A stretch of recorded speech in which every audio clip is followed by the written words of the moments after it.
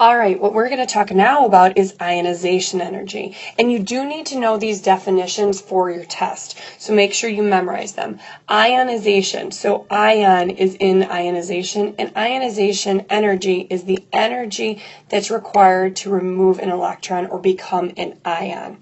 And there are different types of ionization energies, but basically they make perfect sense.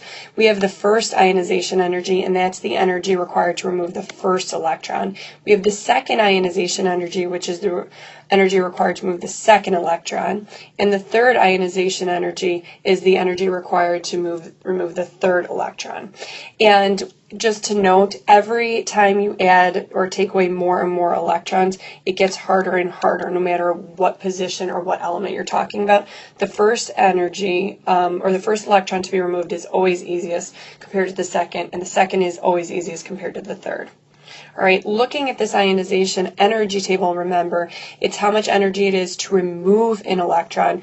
So whatever this unit is, I actually have no idea what the energy unit is in this table, but looking at just the numbers, hydrogen only has a first ionization energy. And when you look at it, that's because hydrogen only has one electron.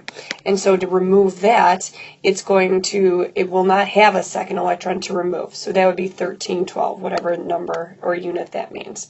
Now we're going to look at helium.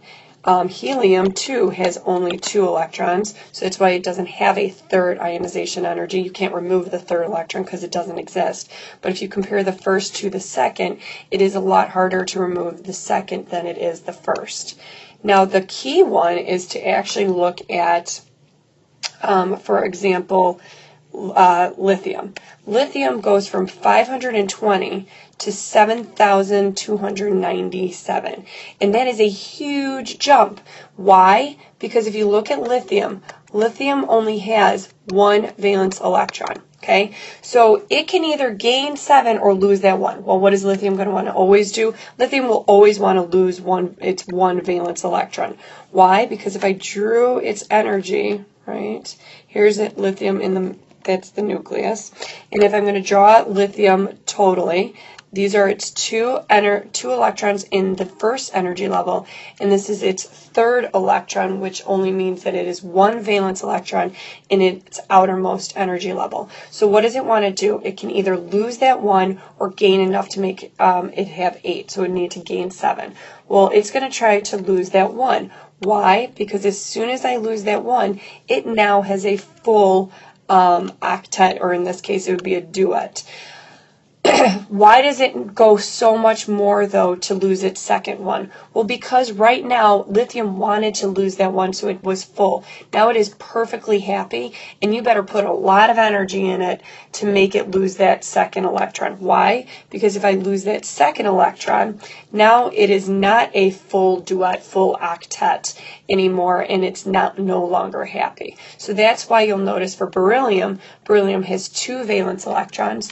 So when we're looking at beryllium losing its first, it's 900, its second is about 2,000, and then its third one, meaning that it too is going to be now no longer happy, is 14,000, almost 15,000, whatever, once again, that unit is. So obviously the ionization energies go up a lot more as soon as it's already hit that wonderful octet duet or full valence electron shell to remove any more from there.